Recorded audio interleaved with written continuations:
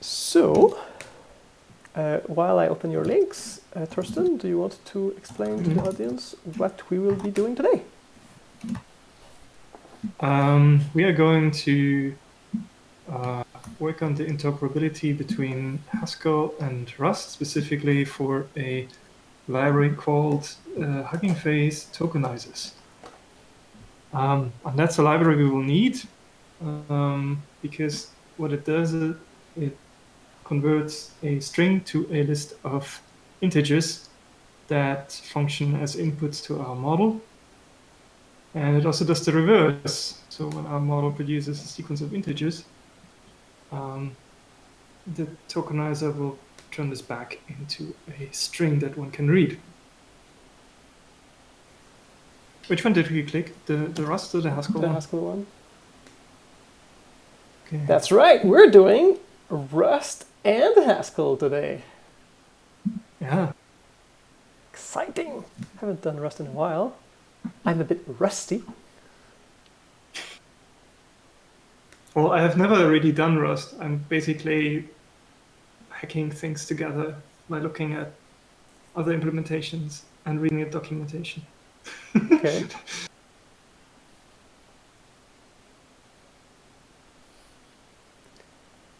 And there's also a bit of C in there as well, because the interface is through C primitives. Okay, good. The interrupt between Haskell and C I'm a lot more comfortable with than the interrupt with Rust. So if it goes through C, then I think everything will be understandable. Okay, I finally got the notification that somebody is trying to... But this is the error message I got the first time I clicked on the link for the Haskell share.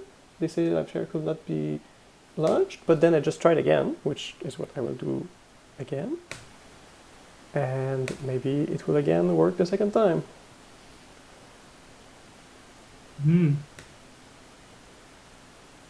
It seems to work now, does it? Well, this is the Haskell link. Yes. The Rest link is working as well. Excellent. So we'll be alternating between those two windows. Okay, so like, are you connected in both cases now? Because I'm not sure. For the Haskell side, I'm definitely connected and I can see the files, whereas on the Rust side, I think I'm still waiting for you to approve me. So far, I have not seen that come up. Who knows why? Let's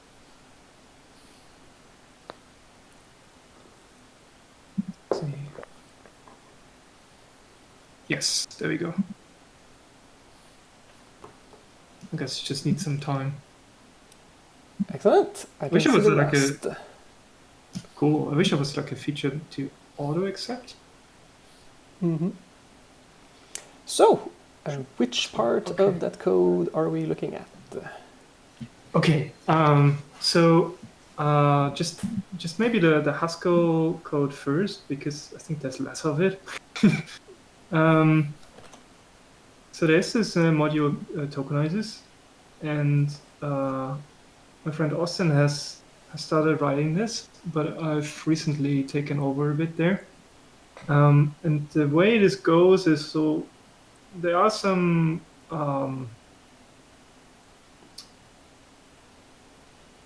phantom types made, basically. Mm-hmm. There's a C token, there's a C encoding, C token, C IDs, and so on. But there are also like wrappers around pointers to these phantom types, right? So you see, for instance, the tokenizer has 3 fields. First one is a pointer to this phantom C tokenizer. But there are also these 2 other file paths in there. And then similarly for the encoding, there's a show instance which shows something. But of course, it cannot show what's going on inside that phantom C tokenizer, right? So like, you cannot show that because it's not in the pure function. Yes, yeah. Of course, you could delegate this to Rust if you wanted to, but so basically, what we do here is we have these foreign import C call unsafe pragmas, And what they do is they kind of like tell Haskell that there is a function that we sort of don't own, but we can reason about it by giving it a signature. So there is a function called r_deserialize_tokenizer. You can give them any name you want, but it should be a reasonable name. The string parameter to that pragma basically says what's the correct phrase for that? Symbol, I guess, would be the right term, right? Which symbol to look for in the dynamic library that we link in here. Right, yeah. And so we were telling Haskell that this is a function from a C string to IO of a pointer of a C tokenizer, right? So, and that phantom C tokenizer is kind of like just there to distinguish these return types, right? So like there could be anything, the name doesn't even matter, right? It's just something that we want to distinguish from something else. But it's used below where we sort of do something useful with this. So actually on the other end, there is a implementation of deserialized tokenizer, which takes a file path as an input and returns a pointer to a tokenizer, right? And the way that works is we just call that function here with a file path converted to C string. By underside, did you mean that you want me to switch to look at the Rust code? Oh, we can do that in a sec. Okay, then what are you talking about? Because you said there is an implementation that returns a pointer. I do see a function below where there's a function that returns an IO tokenizer. Is that what you're talking about? But the IO tokenizer wraps that pointer, right? So it's yes. But cool. So we're creating here the C string, new C string of config, and I think that this is not actually the right paradigm. We should probably use better marshalling approach, because this thing is not freed. It just lives forever. And maybe now is a good time to go to the Rust site and to inspect what's going on in that Rust lib_rs file. And I think the first function in there is already what we need. It's called deserialize tokenizer. Are you there? I don't yeah. Oh, okay.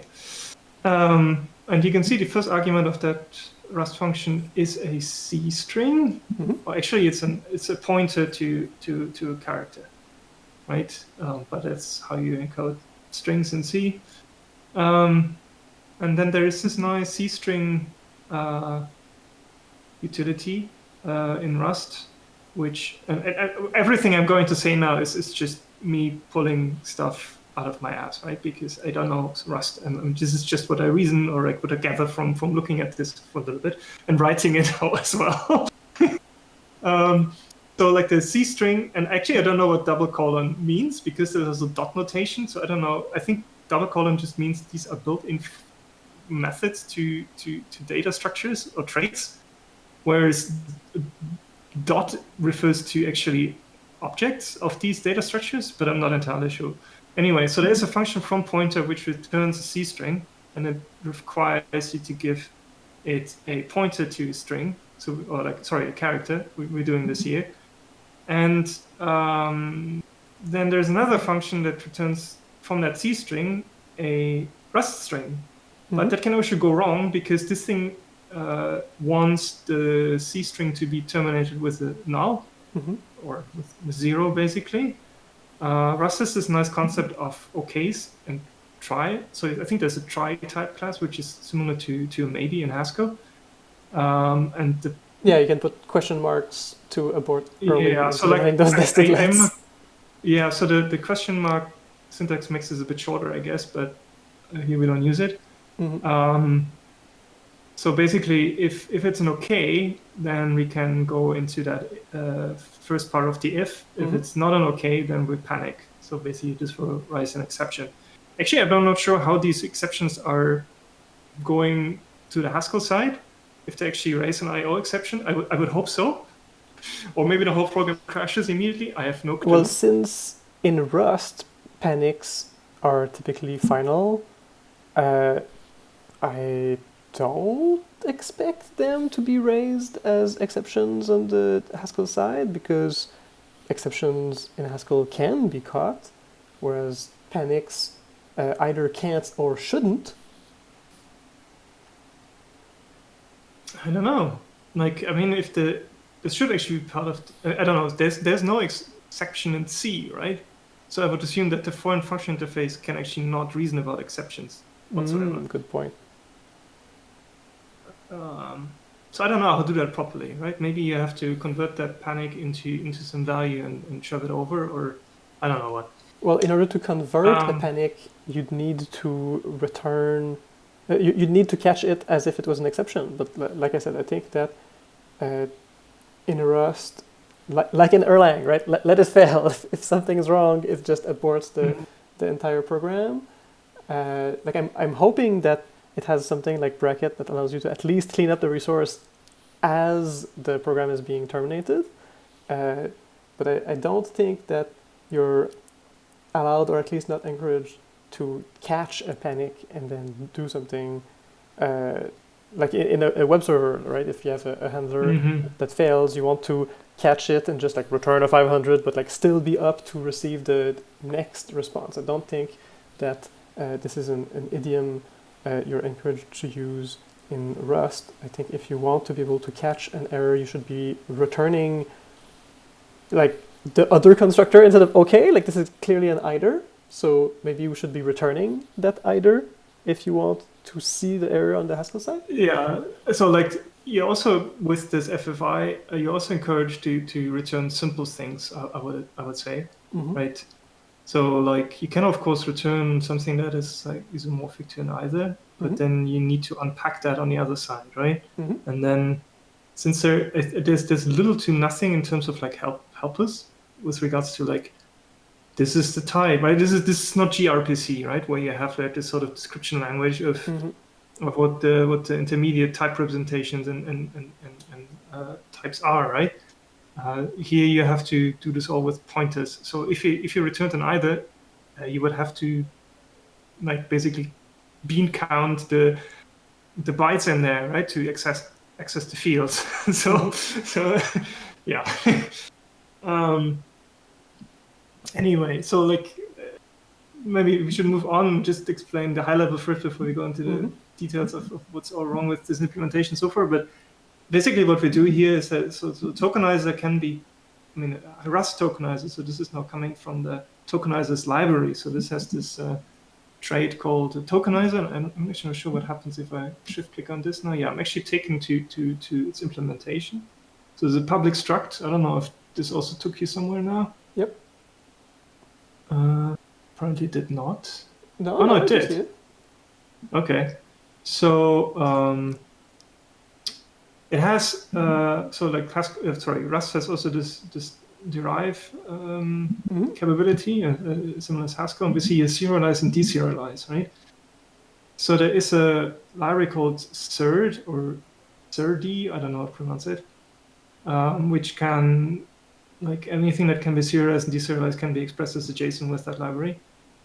And this is actually used here in the from file function to read a serialized tokenizer back into instance of that struct. Sorry, I like the proper terminology. I don't know if Rust people talk about objects or instances, or if these structs should be referred to as structs or as traits, or I don't know what. But well, wait, I think traits and structs are very different, but presumably structs and objects are very similar, because like trait is more like the type class itself. Yeah. Right. There's a clear distinction between the type class and the data type, but whether like a data type or an object is just like. So do you know what sort of thing is typically has a suffix of IMPL for implementation? So I would assume that you have the concept of trait in Rust, right? And it's typically, it's like a Scala trait, I would assume. And then you have implementations of those. But apparently you can give these implementations also names. So I'm very not sure about the basics here. But suffice to say, we have a from file method that makes a tokenizer, which is a public struct. And then the thing that happens next is we go back or we want to do something with the tokenizer I mentioned in the Haskell side, right? So we want to pass around that thing. And the way we do that here is we put it in a box. A box seems to be a pointer type for heap allocation. It's a Rust primitive. And that thing allows you to sort of package that tokenizer in a way that in a way that's completely intransparent to Haskell, right? So like it's really this box, this black box, but it is a token that you can pass around and then pass in to other functions that you then could call a Rust function that needs a tokenizer as an argument, right? So for instance, the next function here, Serialized Tokenizer, is the inverse of Deserialized Tokenizer, and this one actually has pointed to a tokenizer as an argument. And it also needs a name of config file, and it returns unit. So in this case here, we make... I already see a problem. So you've allocated a box, and then you've converted it into a raw pointer. But is a box like the way in which to convert from the manual memory management of Rust to something like garbage collection? Like, shouldn't you be holding on to that box somewhere? Like, I remember there's a concept. I do not know how garbage collection, if it even exists in Rust, works. Well, I think that by default you don't have garbage collection, but there are some special pointers that can enable like something like maybe via reference counting or something. But so I don't remember enough Rust to know like what is the name of that special pointer. I just worry, is it a box, right? So if that's the case, then so you're like putting a box, it immediately gets out of scope, and then it's get deallocated, and that would explain why things are broken, right? So far I have not seen any segmentation faults with this code, but so that must not be. And also I have not done any like stress testing, but I would assume that much of this actually has a space leak. But no evidence yet, or to the contrary, just worry and despair. We should just check the Rust documentation, right? What does it say for box? Is it the one which automatically does reference counting or not? Pointer type for heap allocation. Okay, I guess they would have told us if it was. Don't know what's the name. Box. No, Rust. Reference counted pointer. How is that one called? RC for reference counted. Okay, so we're good. Sorry for... Yeah, what does it mean though? So we create that thing here, then we put it in a box, but like, what's its lifetime? Well, let's look at the documentation of into raw.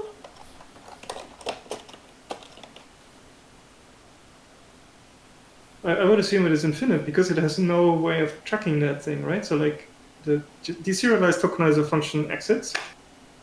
Yeah, it consumes the box. So as far as the lifetime system is concerned, that box no longer exists, so you can't use it anymore. After calling this function, the caller is responsible for the memory previously managed by the box. So yeah, now there's no lifetime tracking the pointer. It's our responsibility to free it. Right. Which is what we want. So like something that I thought about earlier in a hot minute was this should potentially be done completely with callbacks or continuation passing style sort of. But I don't know. Like basically, one would have to like pass around Rust function pointers to Haskell and vice versa. But that could get messy. So I don't know what the right approach is. Well, it would be nicer with the functions, but let's get it working in the simpler case first. Like you're already doing like way more complex stuff than I expected because you're already calling the real tokenizer. Like I would have expected to first try the like very basic things, just the string hello in Rust. Can I put that into a buffer somehow so that I can read it on the Haskell file? Oh yeah, so like I didn't start from nothing, right? So like Austin had already basically done the basics. He came up with the box. I didn't come up with the box.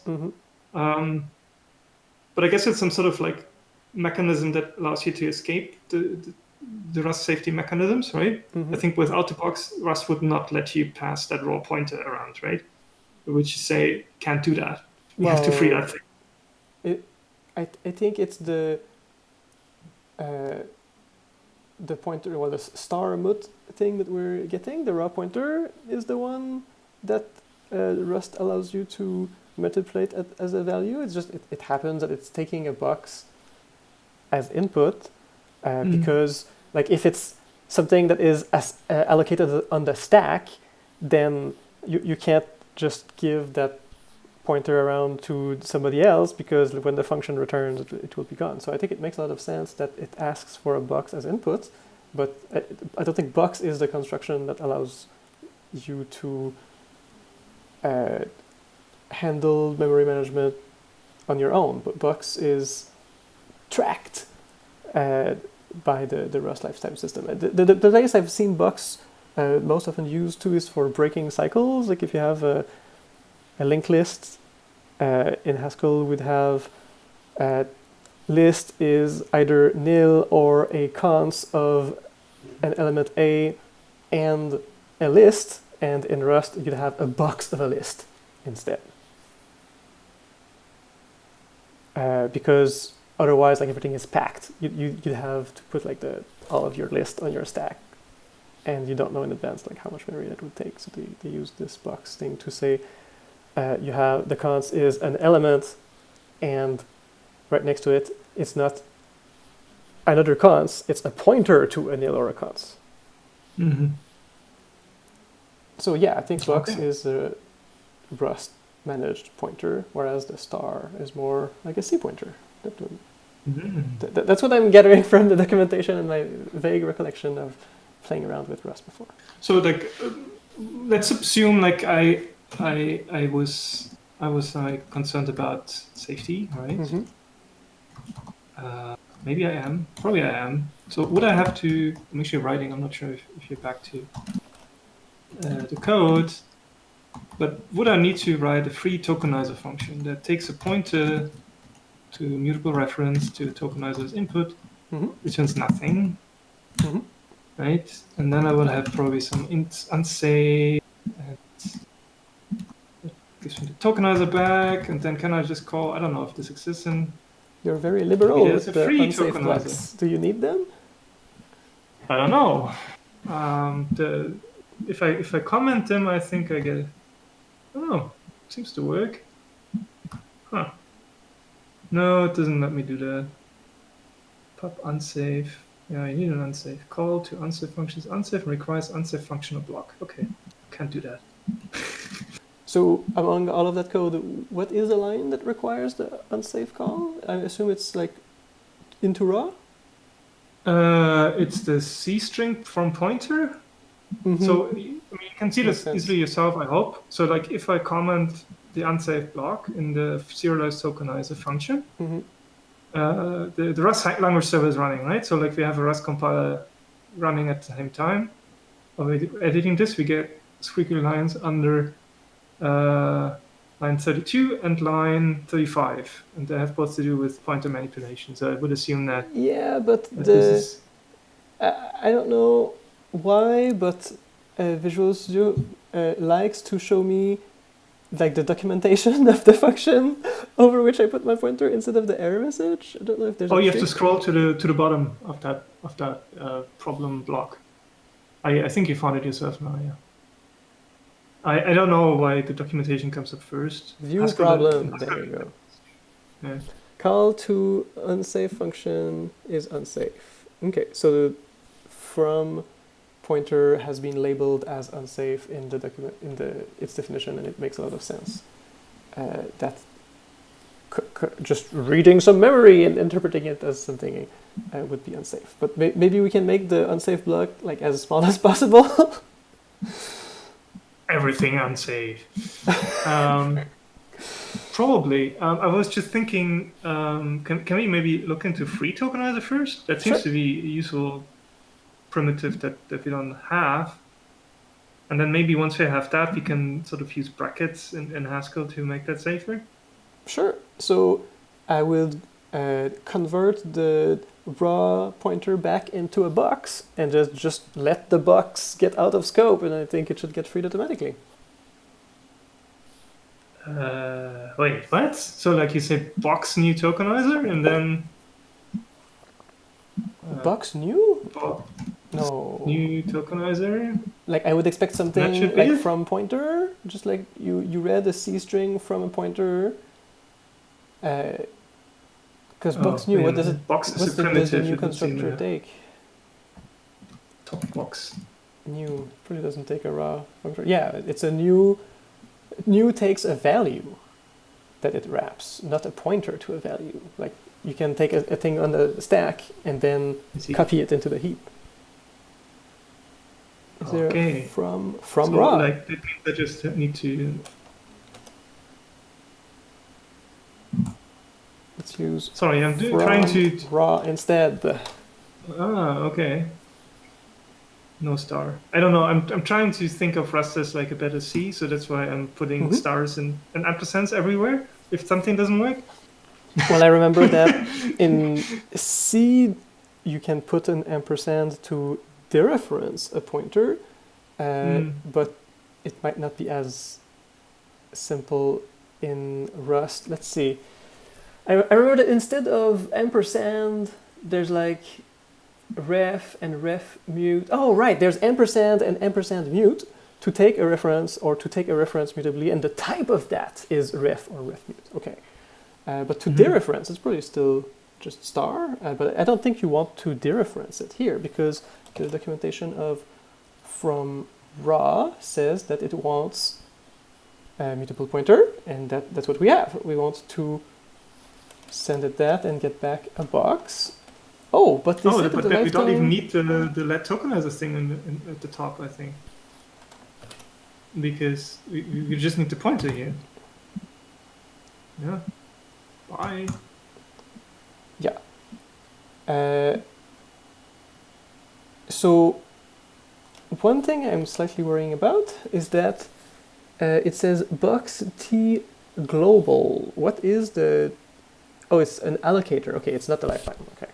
So, so since we didn't like annotate anything with the custom lifetime or something, I think it just infers like lexically how long is this talk box available, and it's only available within this tiny block of code, and so at the end of these curly brackets, it will run out of scope and it will call.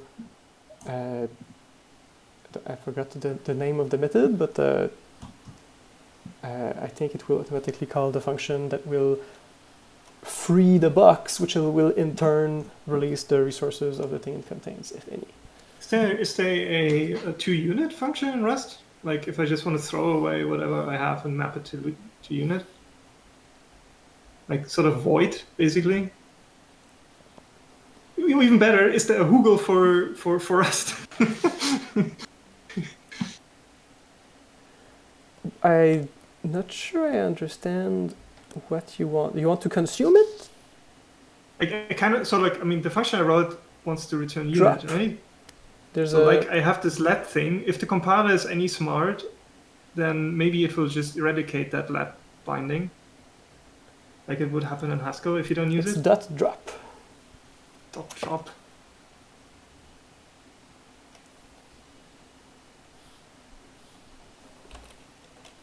So this whole thing, you have a box, dot drop.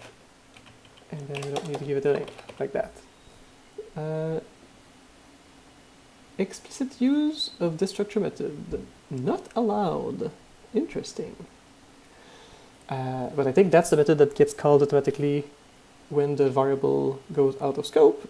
I'm not sure why we can't call it explicitly, but I think that behind the scene, the code we wrote does call .drop.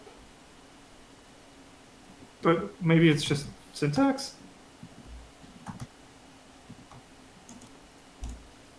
Oh wait, this was .drop, no? What was it? This method is called implicitly when the value goes out of scope and cannot be called explicitly. Oh great. However, the mem : drop function in the prelude can be used to call the argument's drop implementation. I'm not sure why. When this method has been called, the self has not yet been deallocated. This only happens after the method is over. Okay.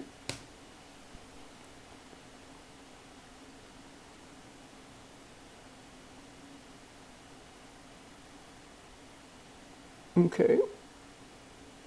So yeah, drop parenthesis. The thing. Oh, where are you?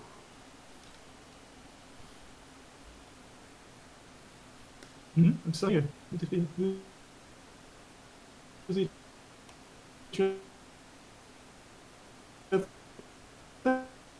seems to be.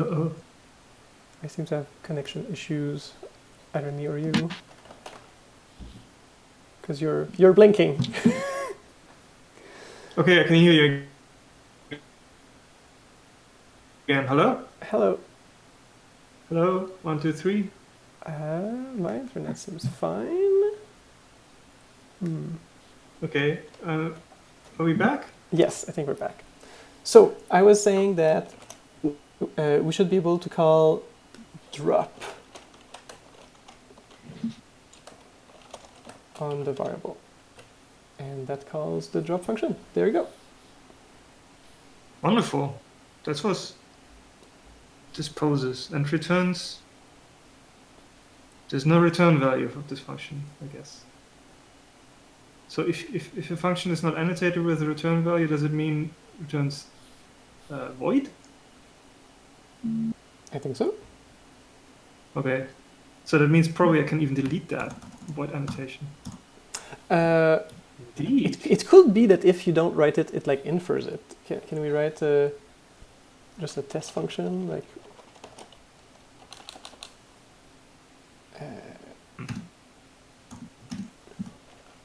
If I write, why does it keep jumping around?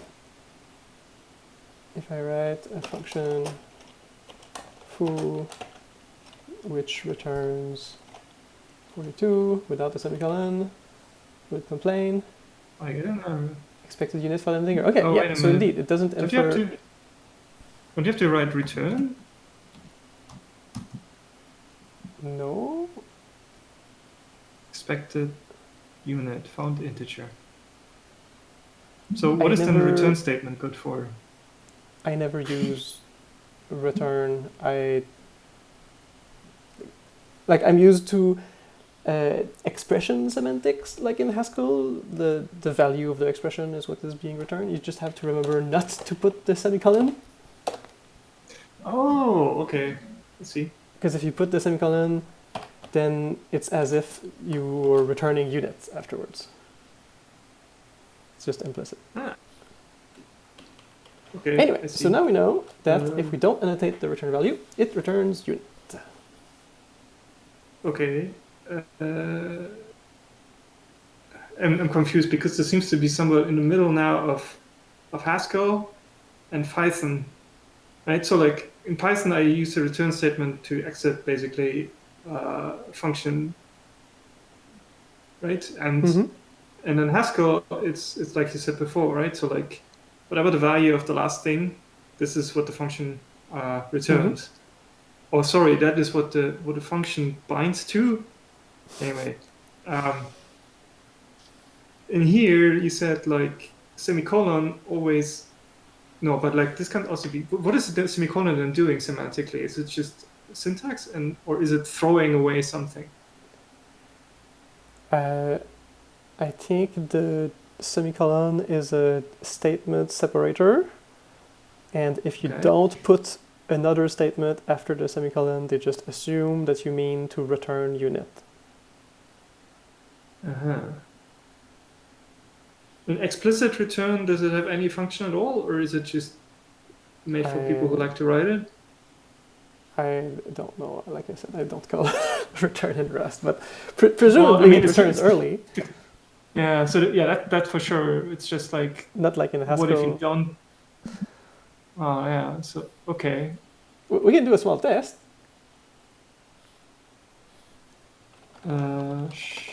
Sure.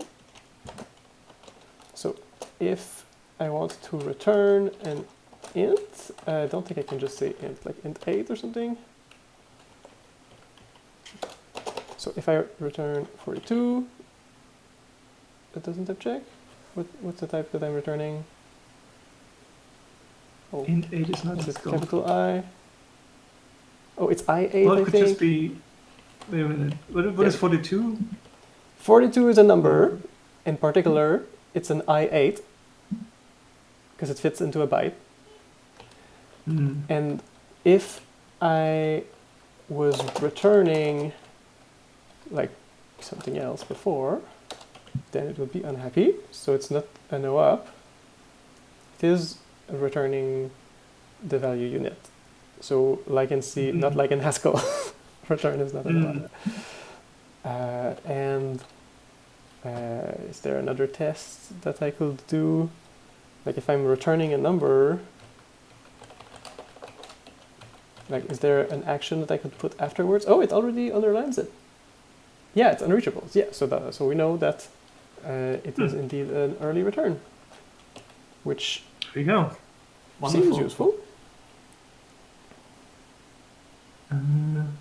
Okay, so I think we discovered something here. So like we have a free tokenizer now. We may or may not annotate its return type because it's what do they call this? Void or unit? Well, anyway. I call it unit. I don't know how they call it in Rust. Okay, let's just call it unit. And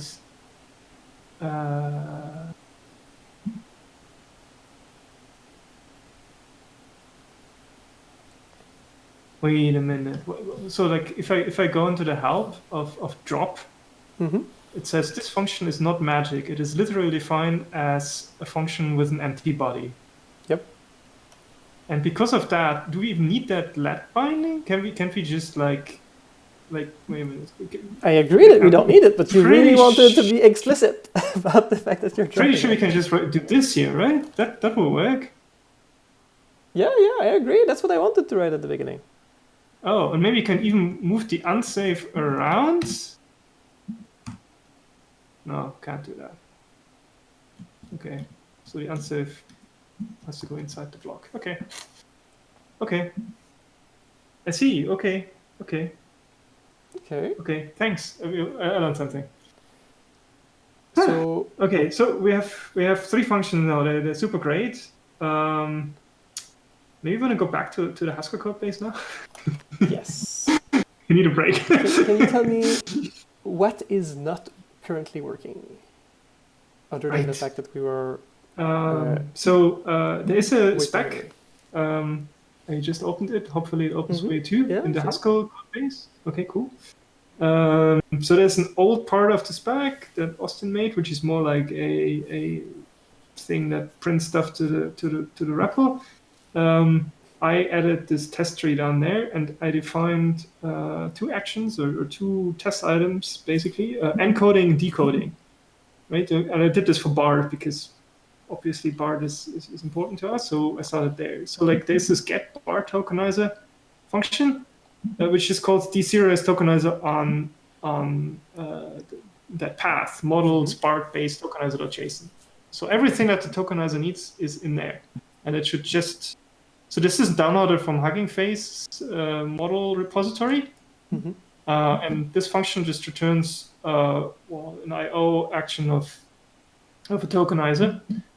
And if I have no, actually, sorry, I need to do something first. I need to quickly recompile the Rust code because we changed it. That should take just a second. And I think I need to the function, the Serialized Tokenizer, which we've seen already. All right. So I have a terminal open that has GACI running for the tests.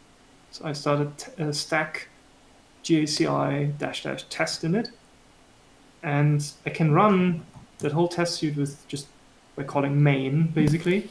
Mm-hmm.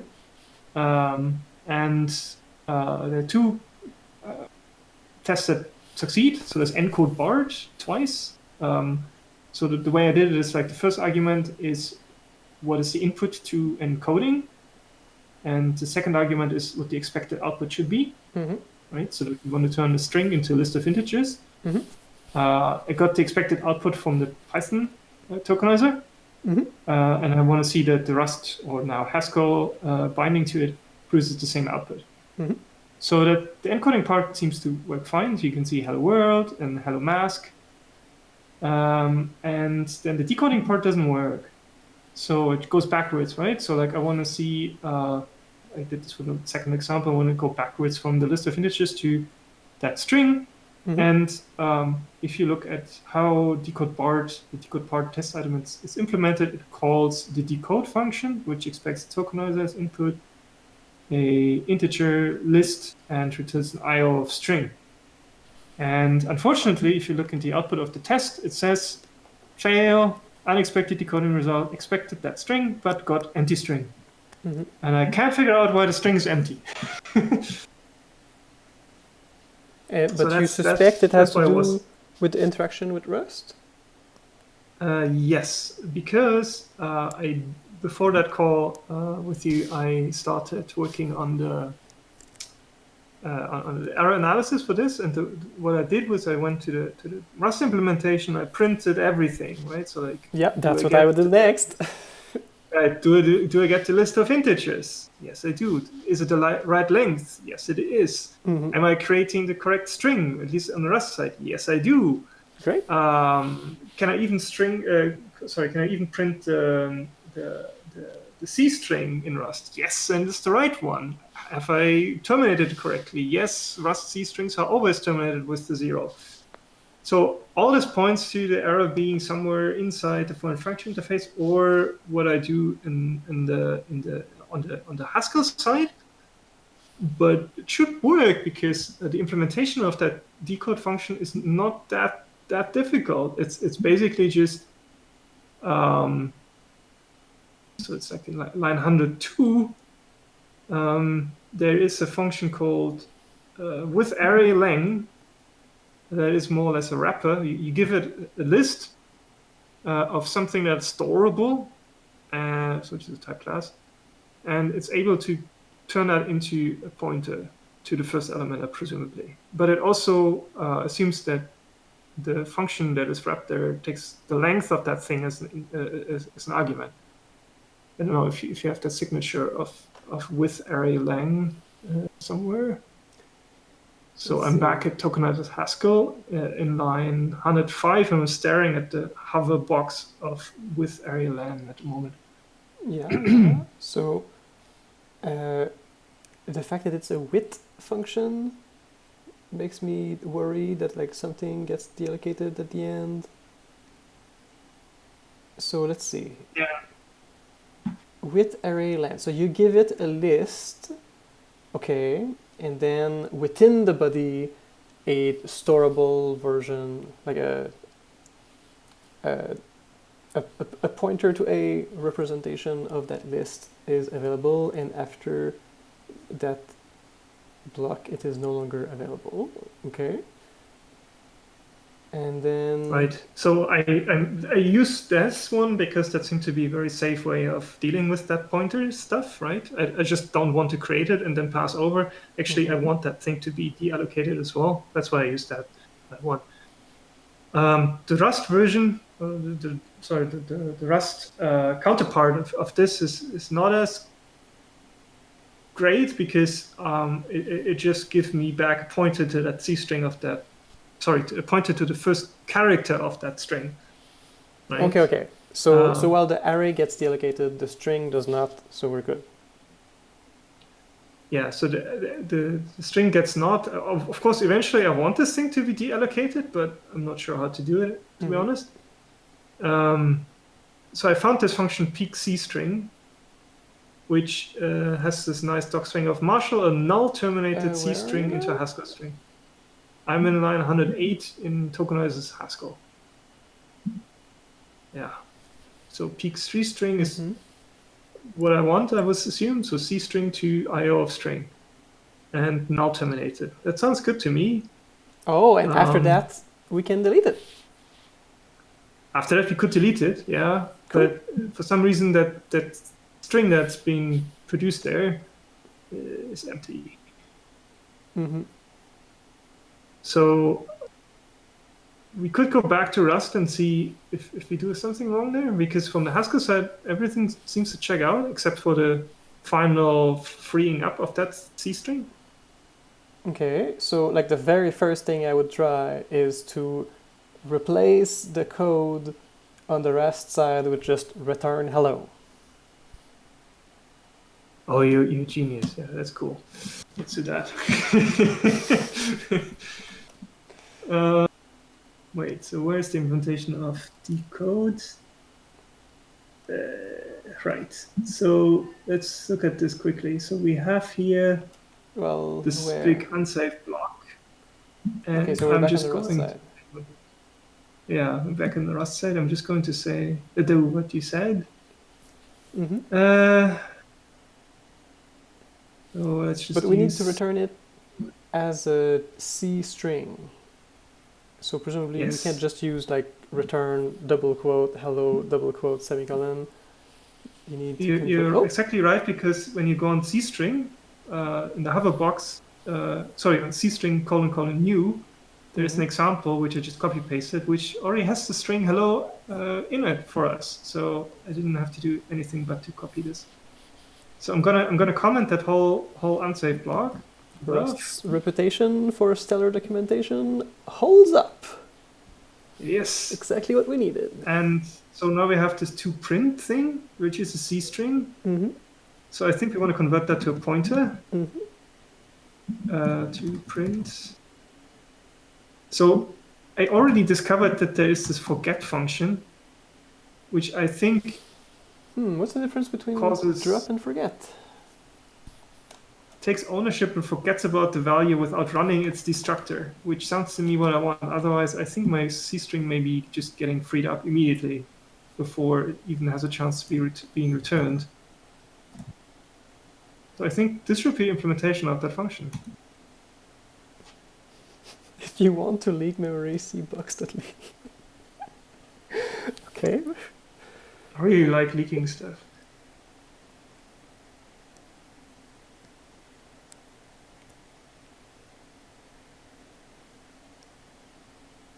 What would be cool is if there was a library for this, right? So like I looked around if there's like some sort of high-level wrapper of marshalling stuff between Haskell and Rust, but there's nothing. There was a beginning of a library, but that thing died 2 or 3 years ago.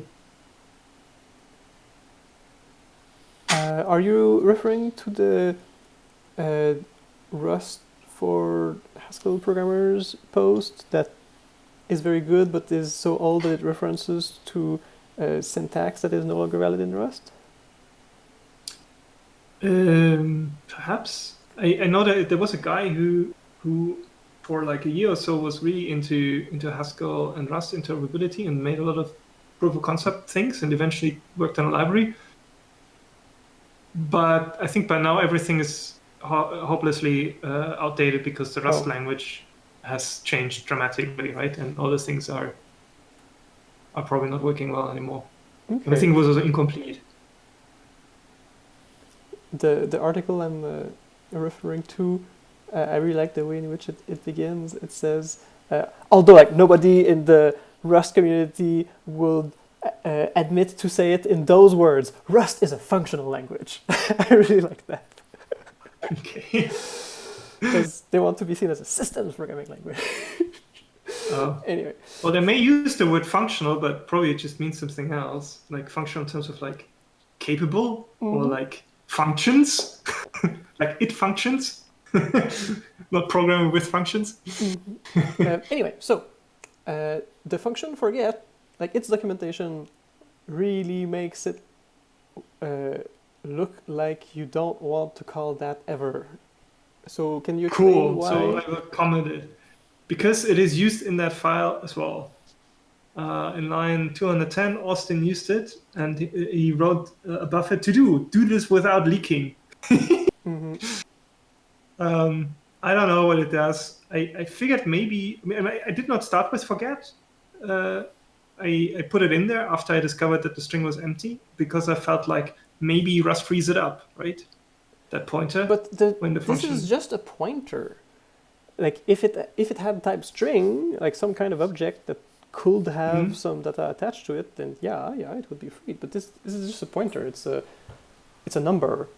Like freeing it just means like popping it off the stack, not doing anything with the thing to which it references. A box does that. It also frees the thing to which it references. But I don't think you need to do anything to the pointer. Just return it.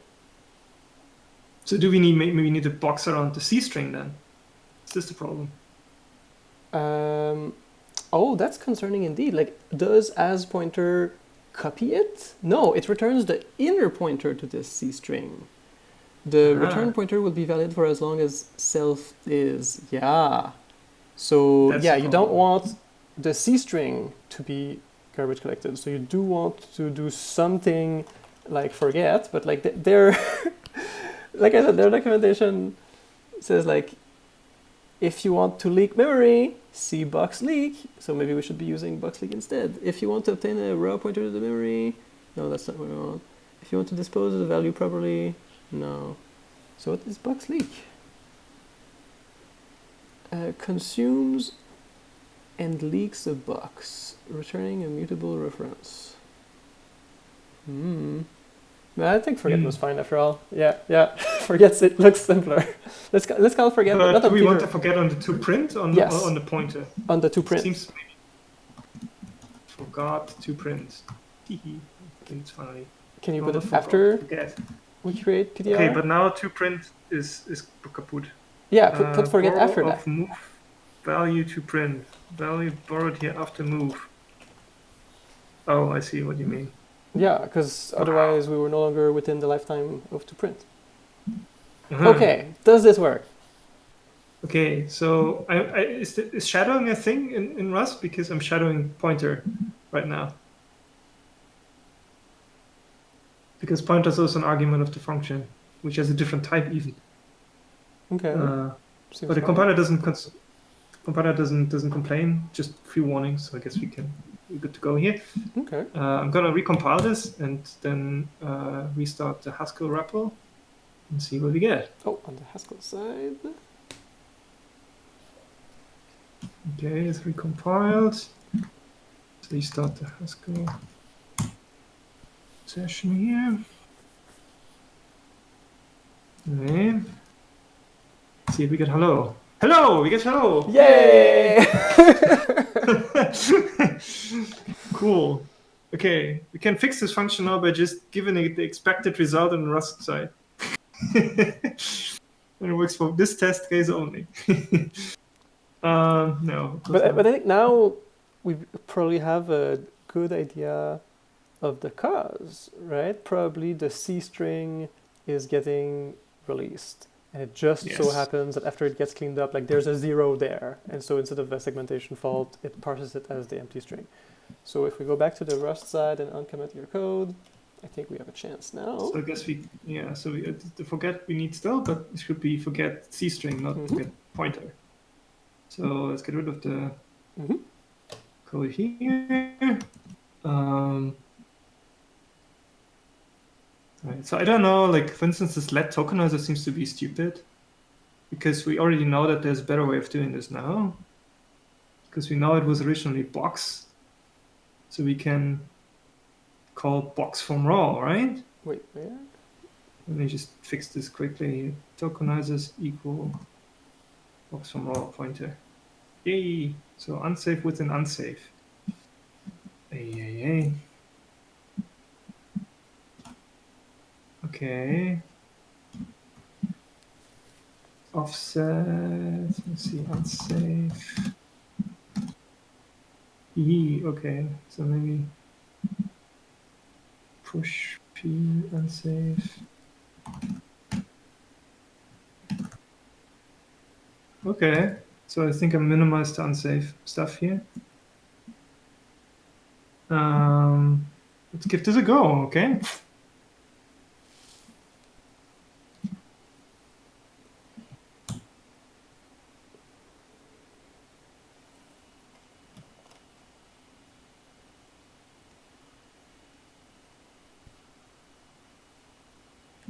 Okay, recompiled.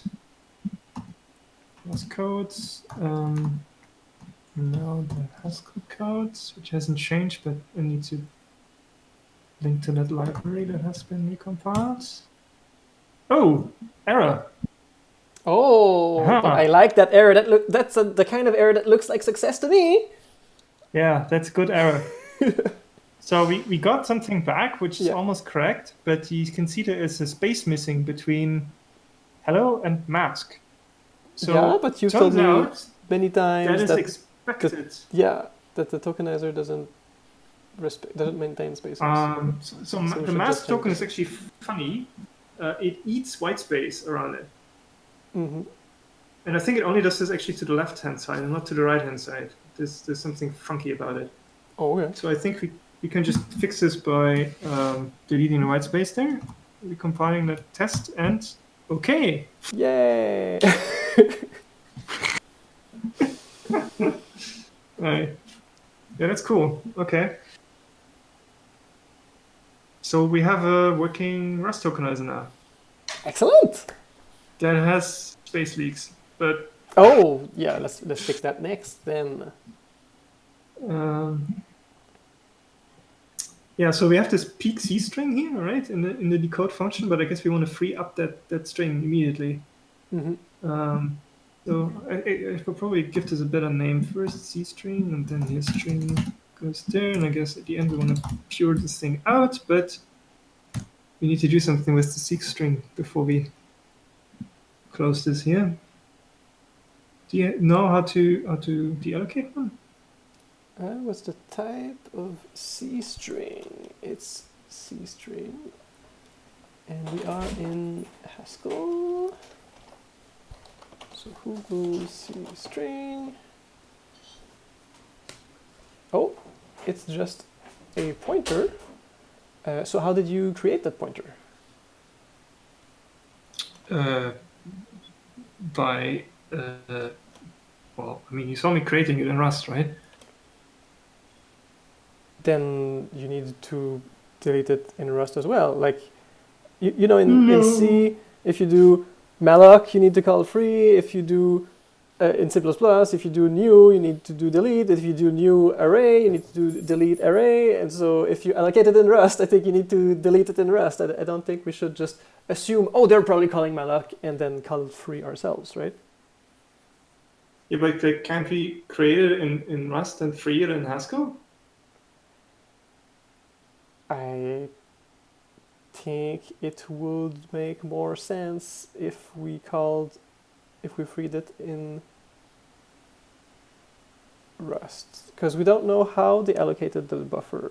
Like, probably using malloc, but like, wait, no, like in C they would definitely use malloc, but in Rust they are not depending on the C runtime, so they probably have their own way of allocating memory. So we should definitely not try to delete it from the Haskell side. We should definitely delete it from the Rust side, because they know how their runtime system is managing memory.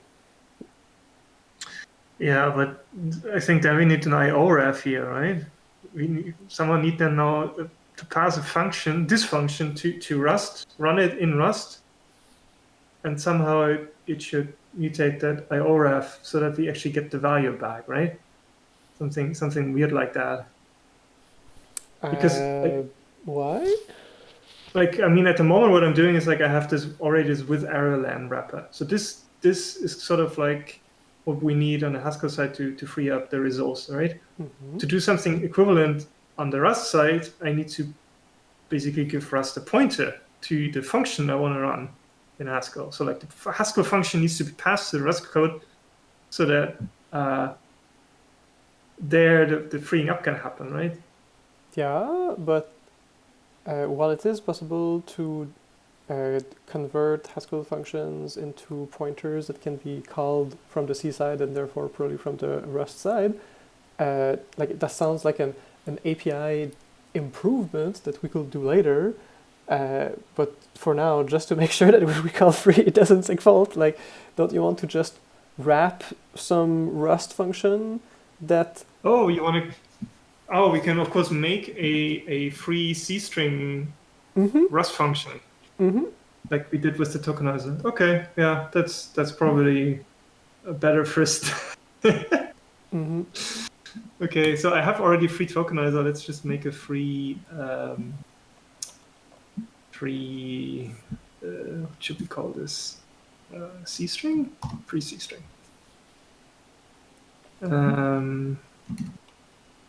So I'm back in the Rust code base, by the way.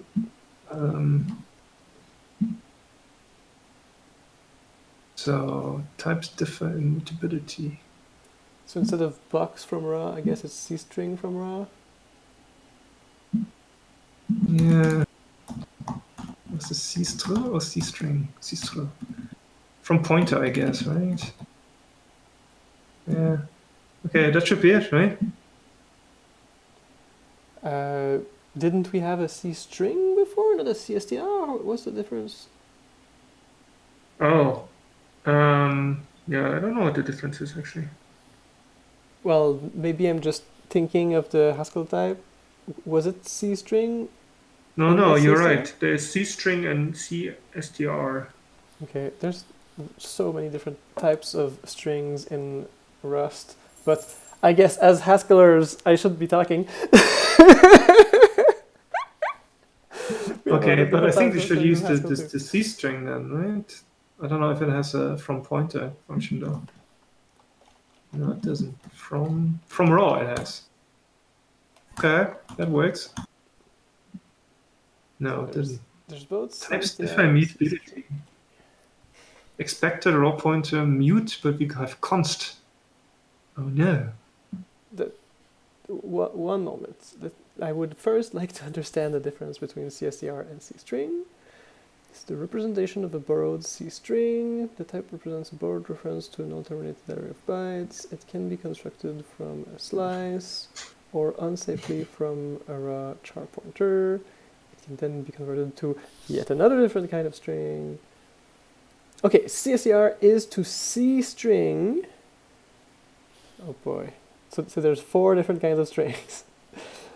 Ampersand CSTR, C string, ampersand STR, and the string. The former in each pair are borrowed references.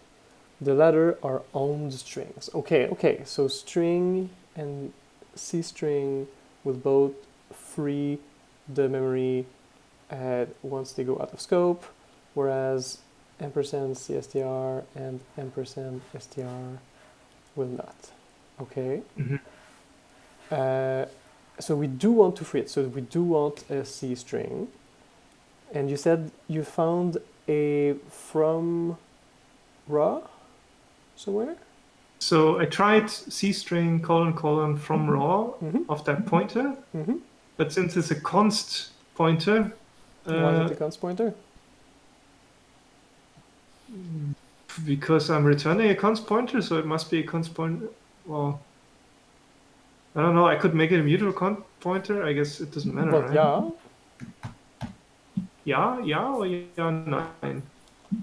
What? I mean, you agree or you disagree? I do agree that if from raw asks for a mutable pointer, then we should be giving it a mutable pointer, and we should be asking for a mutable pointer as well. I don't know if that will confuse Haskell. I don't know. Like, mutable pointer just means that I can change the value that thing points to, right?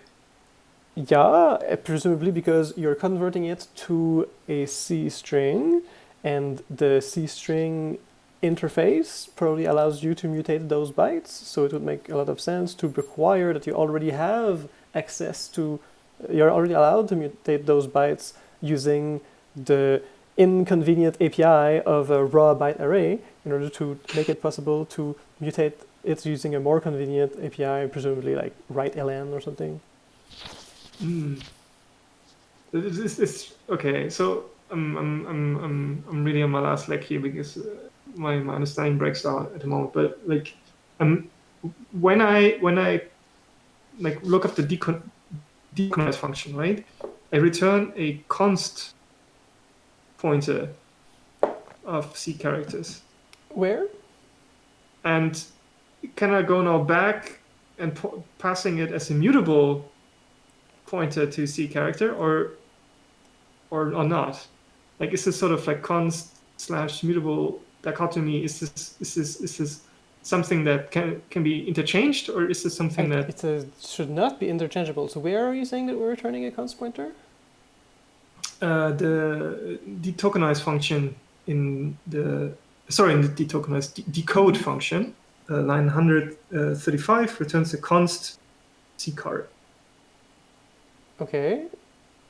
And can we the not free function I just wrote PTR? for C strings return wants now a mutable C car. So if we were trying to return a mutable car, would that fail? Yes. So it's not happy because as pointer didn't work. Is there as mute pointer? We have so many different types of string. Which one do we have? I'm just gonna guess as mute pointer. So it's in FFI C string, so not CSTR, but C string. So this file, as what? As pointer, as PTR, was taking not a mute self, but a self and returning a const. So that makes a lot of sense. But is there a mutable version of that?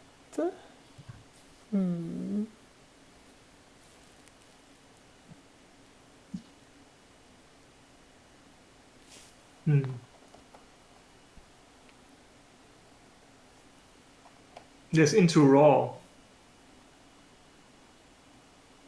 I think this is what you want, into raw.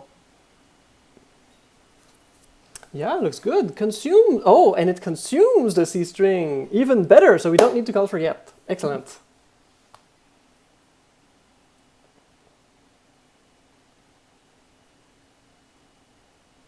In particular, one should not use a standard C free function to deallocate the string. Told you. Oh, okay. I accept defeat.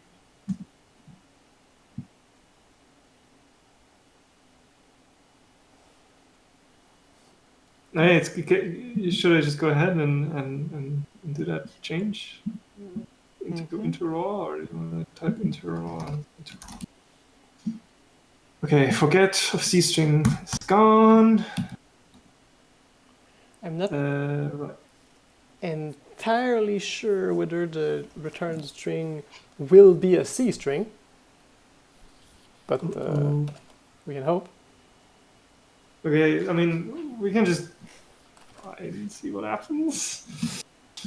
I was going to do something, I forgot what. All right, yeah, so I wanted to recompile this.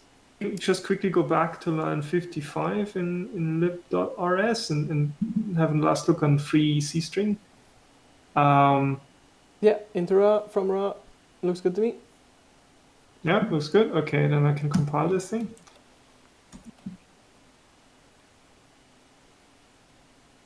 So what I was saying about how I'm not entirely sure that the returned pointer will be a C string, like it could be that the C, oh, it's so confusing because when I say C string, capital C, capital S string, And when I say a C string, thinking of like star, char, I say the same words, but I mean two different things. So I'll try to be careful and use star char whenever I mean the C representation of a string, which is a char pointer.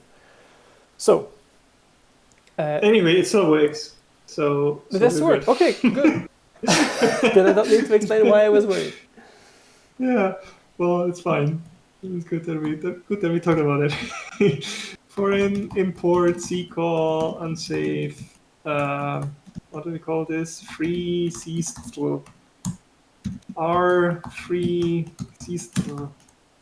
What does it want? It wants a C string, returns nothing. I mean, unit.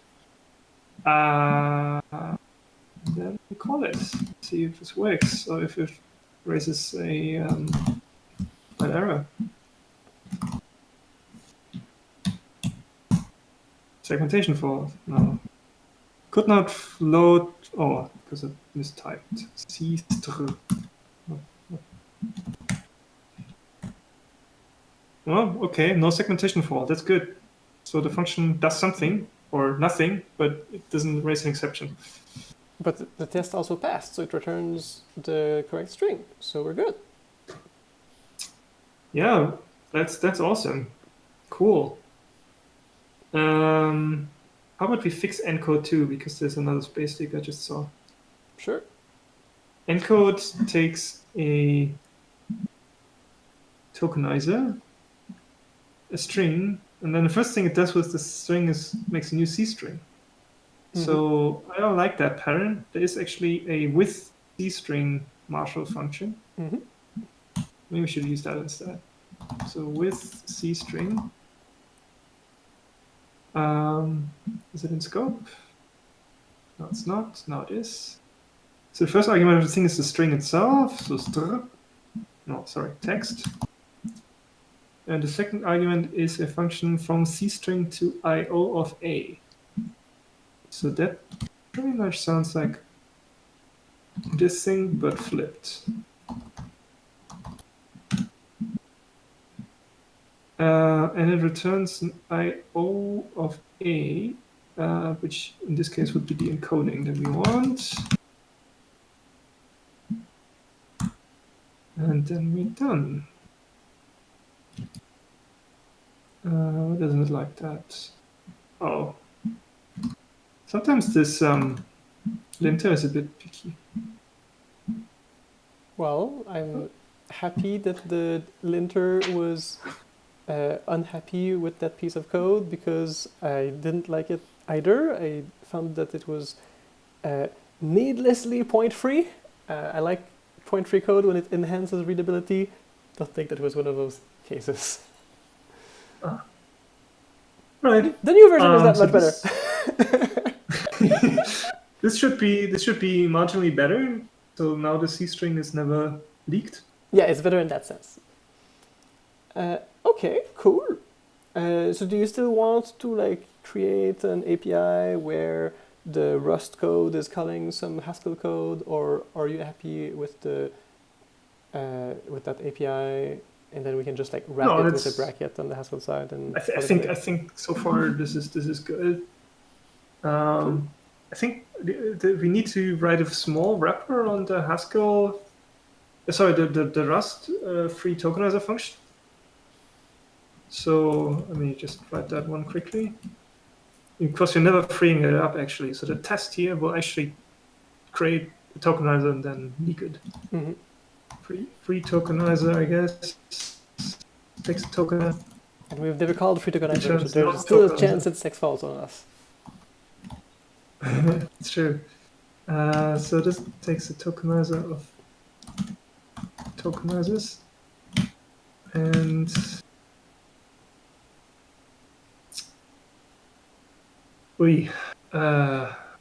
what does it do? It calls. Oh, I need to make the foreign function interface. Free tokenizer takes a pointer to a tokenizer, returns an IO of unit.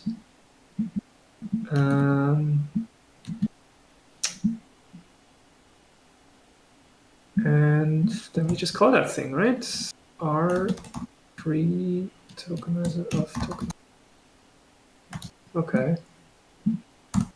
So far, so good. Compiled. Let's use it in a test. Mm-hmm. So there's this function called test tree that I made today. And in line 70, so like there's this t.with resource wrapper that comes with tasty. Mm-hmm. And the tasty thing about it is that it has a thing that lets you create the resource. So it's an O action of an A. The next argument is a free method. Guess what we just wrote. So we can't use bracket. We need to use Tasty's version of bracket anyway. So it's pointless for us to provide a with tokenizer function. We would not be able to use it anyway. Yeah, I guess. We could make one anyway, because this thing will be used not only for testing, but I guess we could just use free tokenizer here right now. Mm-hmm. Type fits, so let's use it. Can we rename getBart tokenizer to something that makes it clearer that this is the kind of thing that you need to free, like allocate BART tokenizer or create BART tokenizer? Because get sounds like you're getting the thing that already exists, and it's not really your responsibility. Yeah, so if you look at the implementation of getBart tokenizer, it's just apply the string to the deserialized tokenizer function. Are you okay with the name deserialized tokenizer? Deserialized tokenizer doesn't really sound like it's now your responsibility to free it either. What would you prefer?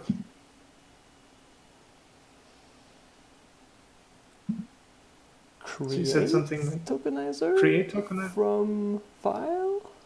From file? Okay, that's a good idea. Okay, create tokenizer from config maybe. Okay. Cool. And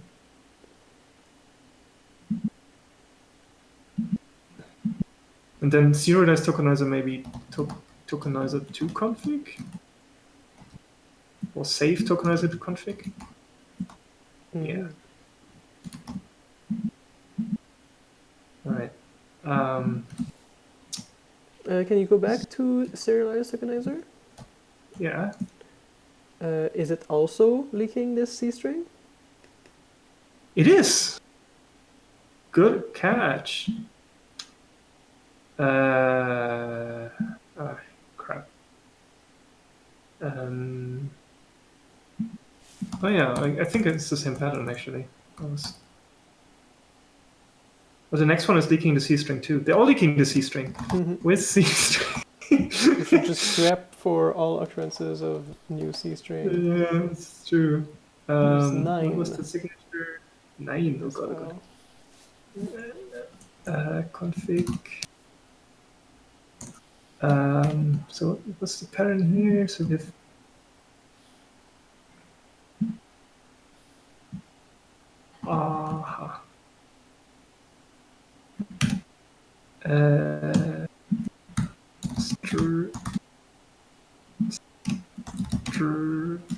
Q and T. The stupid thing is also that, well, it's not stupid, I guess.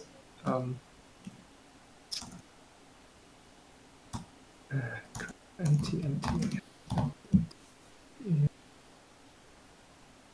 Wait, what? What am I doing here? Oh, I see.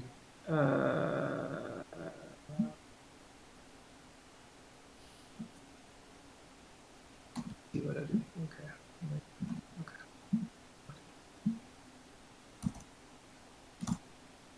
Oh my god, that took too long. Yeah. Okay. Do the same thing if the 8 other occurrences of new C string? Yeah, if you want to do this in parallel with me, go ahead. I think sure. You can save some time if you did that.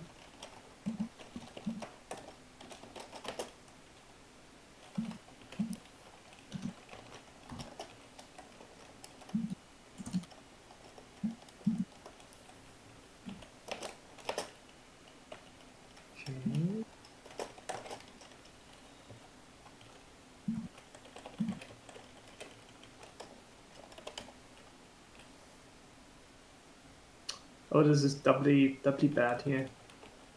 Also, don't know why Austin attaches this terminating null there. Yeah, I don't think we need to add it on the Haskell side. I think with C string we'll add it. No? Yeah. Do you have a function that a test function that exercises this function, so that if we remove the null, we can check if we broke anything? I mean, we're doing it plenty of times everywhere else, right? Also, when I look at the documentation, the first thing it says, marshal a Haskell string into a null terminated C string. Okay, so let's remove it. So it should just work.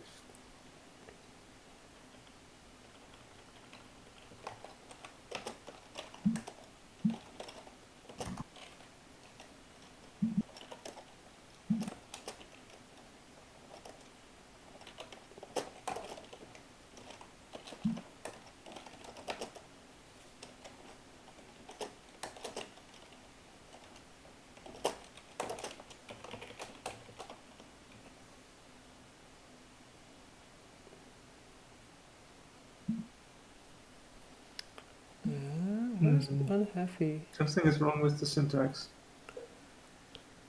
A two notation statement discarded the result of type any. Why would it be any?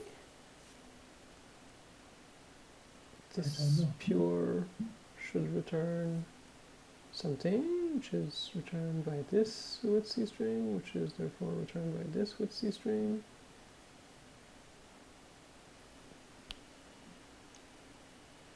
Something is afoot. I think it's again that Visual Code is showing me something helpful instead of showing me the error message that would actually be more helpful. So the problem was not that the output was unused, which should just be a warning, but rather I could not match expected type IO with actual string, C string. Indeed, because I put a dollar, wrong place.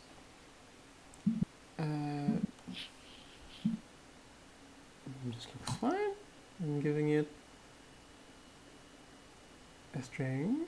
Oh, but this is a file path. Other file path is a string, so it should still be fine.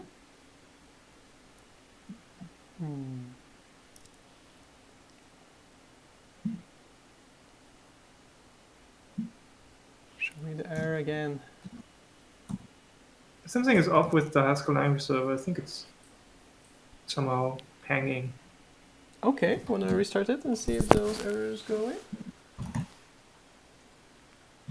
Because I'm using Stack at the moment, and there are no errors in that file, according to Stack. Okay, let's carry on then. I don't know what happens if I restart the Haskell language server. I think the last time I did this with you, live sharing, it did not end up working for you at all until we terminated the live sharing. Well, I don't see any squigglies anywhere. It might be because now my Visual Studio agrees there's no errors in this file, or because even if there were, it wouldn't show any. So if I break it, I don't see... Yeah, I'm not getting any type highlighting at all. So I think something is it's not working well. So it's not that it's not sharing with me, it's that you didn't restart it, you just stopped it or something.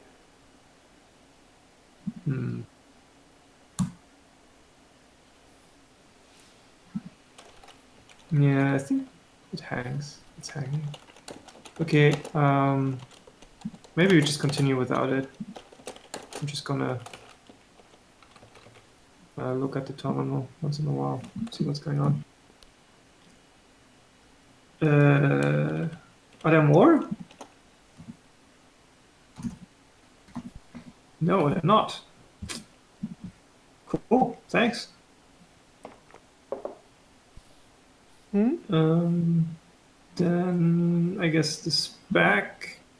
Should we look at them quickly to just make sure that it makes sense for you that we free them at the right time and it's not something that would... Yeah, so are you seeing what I'm seeing in the terminal? Pointer being freed was not allocated. Yep. So I'm not sure which pointer we're talking about here. Maybe the tokenizer. The breakpoint. Or maybe the string we just modified. We did many things at the same time. I will get rid of this return C. Sorry, of R free. Okay, what? What did they call this thing? R free control. R free C string. Okay. Oh, it actually crashed the stack session. Wow.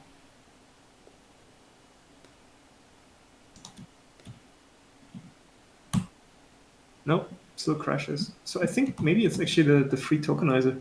So let's go through each of them and see if it makes sense for you. Oh, I clicked on the wrong button. What does this thing mean? I don't know. Okay, so first one.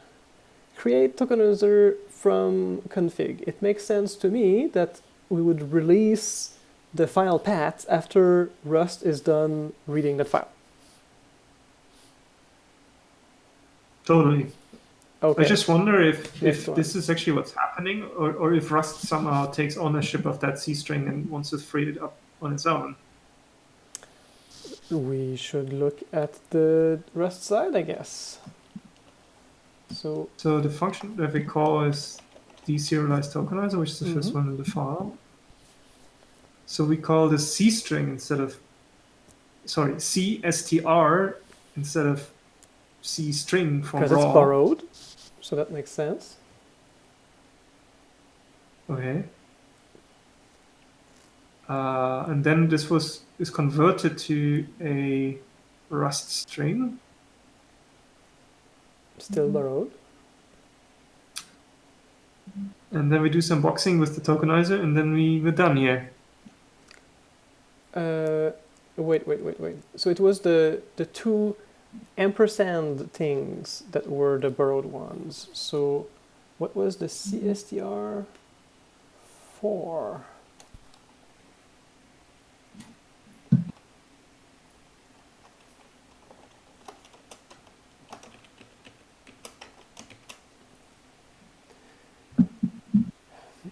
No, okay, so CSTR is borrowed, as is ampersand CSTR. So what's the difference then?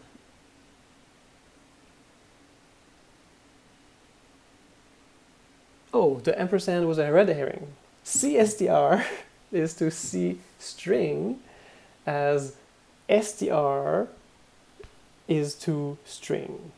Okay, so CSTR is borrowed, so is STR.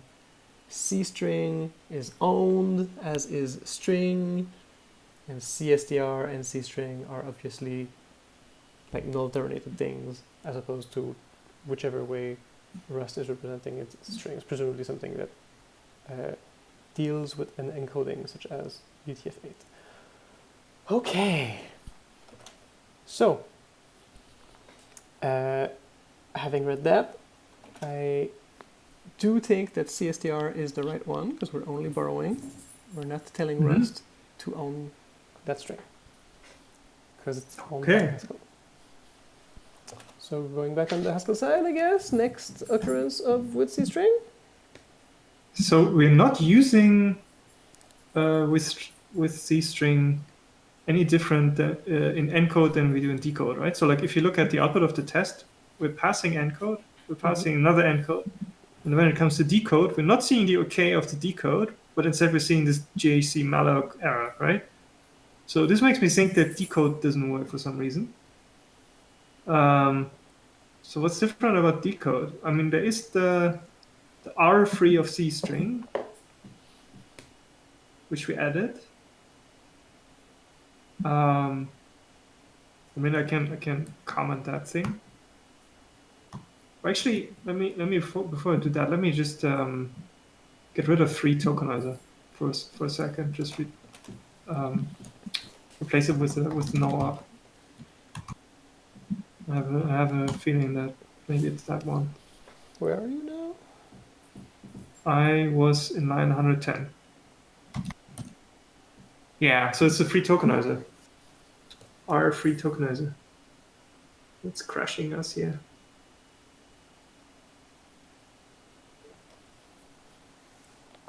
Okay. So like I said, we had not ran it yet, so there was still a chance it would crash. So back on the Rust side, free tokenizer. It's from raw, and on the other side it was into raw. Right? Where's the into raw? In line 19.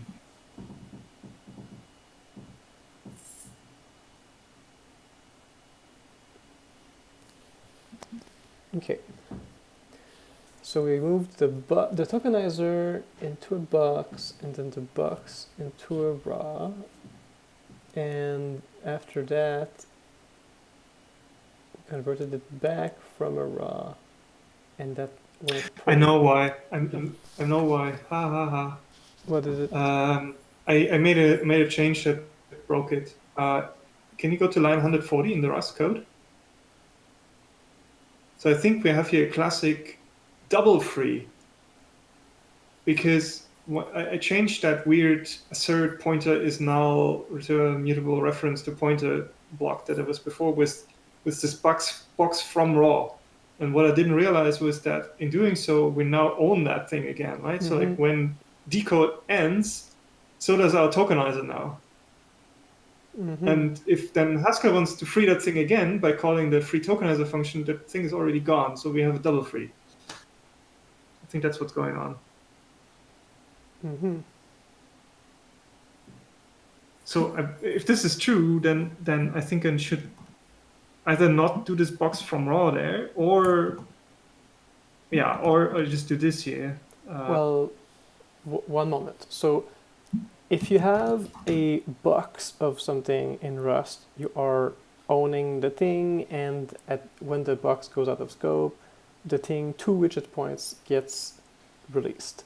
So instead of doing like more unsafe stuff, like can we check if there's something like from raw, from maybe another type than box, but maybe box, that gives you a borrowed box so that you're not owning it?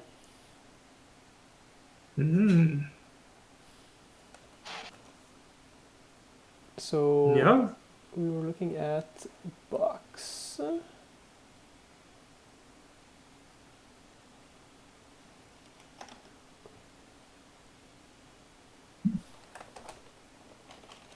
From raw.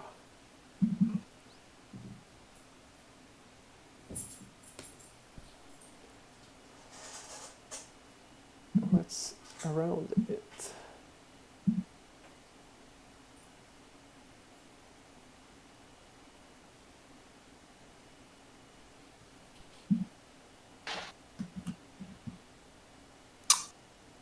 at one buck 3t, one bucket, I bucket. I don't know how to pronounce your name.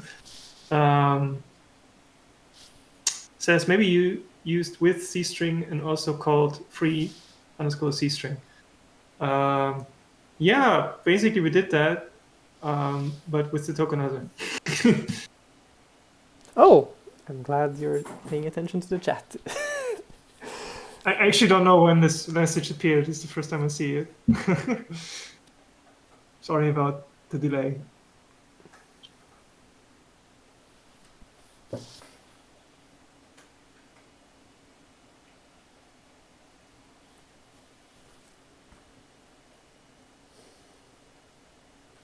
So we're looking for a function that is very similar to from raw, but instead of returning a box, it would return a borrowed box. So a reference, does it need to be a mutable reference?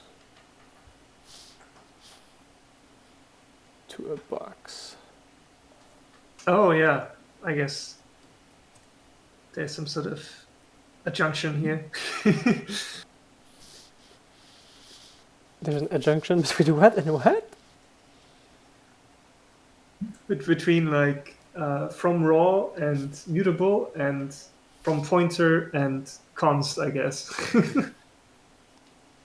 I still don't understand from pointer. Where did you see that from pointer? For instance, with the Cstr, there is this from pointer function, but I guess Cstr is not anything we can use here. But whatever you're looking for may have a from ptr function. Mm-hmm. Okay. Yeah, just Google.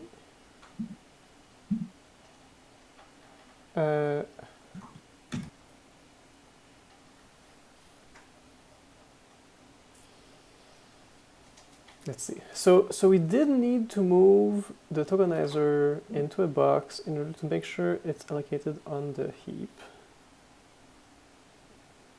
So the box is not just about owning, it's also about making sure it's on the heap.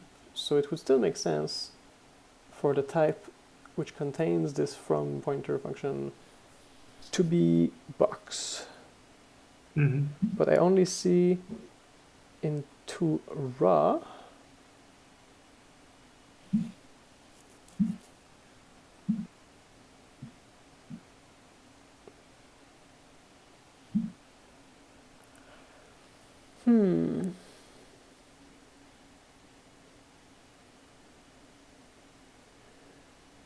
So into raw converted the thing into a mutable pointer.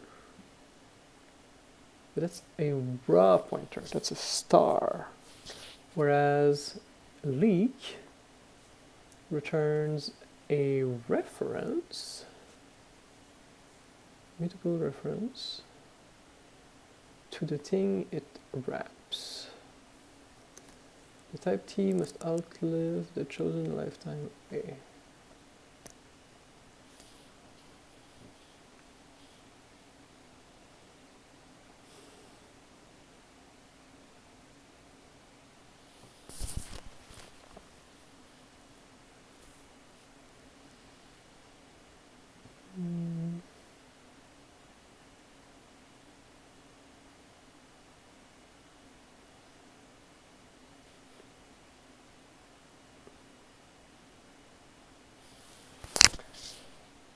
I don't know. Well, I was hoping there would be a nice function that is similar to into PTR that would allow us to get to from PTR. Where is it? From. Well, there's from raw. Yeah, we're currently using from raw. We're getting a box, so we're owning it. But you had something where we were not owning it, right? Mm-hmm. What was it? The unsafe code you had?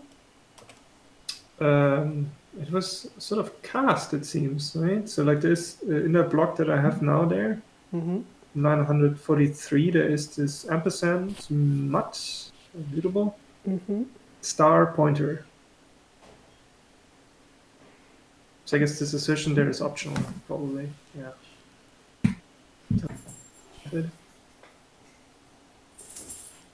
I would expect that ampersand mut is just taking a reference to the thing. So that shouldn't you be getting like a mutable reference to a pointer and not to the thing to which it points? What's the type of tokenizer here? It's a mutable tokenizer. Okay. So I guess I just misunderstood the syntax. Oh no, because you dereferenced it using star. Okay. So you had a mutable pointer to a tokenizer, you use star to get a tokenizer, and then you took a reference from it. And that's unsafe? Which part is unsafe? Dereferencing? The dereferencing. Okay.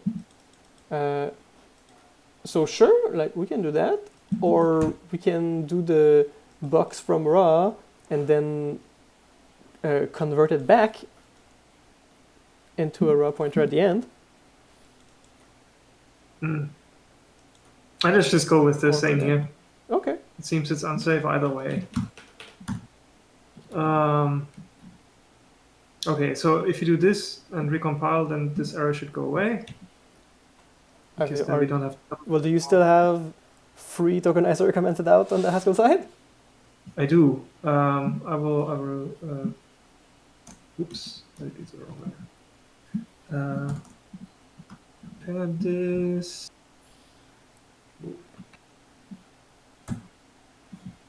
Um,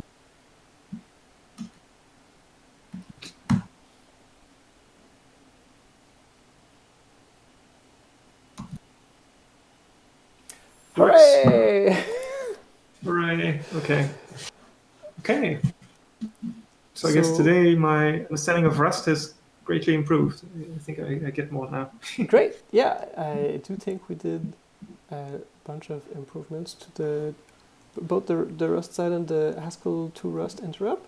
Is there a lot more Rust-related stuff remaining, or would this be a good stopping point for the Rust stuff, and then we'll go back to doing some Haskell stuff next time? I think we're done with Rust. Because, excellent. But look at it. Like we can go from string to list of integers. Mm-hmm. We can go from list of integers to string. Mm-hmm. The way the tokenizer is created is completely generic, right? We have create tokenizer from config. As long as we have a config and that config is valid, mm-hmm. we get this tokenizer. And since the Python tokenizer is also created from that same object, from the same config, mm-hmm. they will behave the same because the Python thing also just wraps this Rust library at the end of the day. Cool. And that should be it. I mean, I'm pretty happy with this. So if we wanted to, let's say, really realize at some point, BART is actually not good for us, let's use T5. That tokenizer will work as well. Will just function the same way because you can instantiate from the config. It's cool. Excellent. Wonderful. All right. Well, then I guess that concludes the session. Yeah. Thank you very much. And see you next time, both fellow Haskellers and Thorsten. Ciao. Ciao.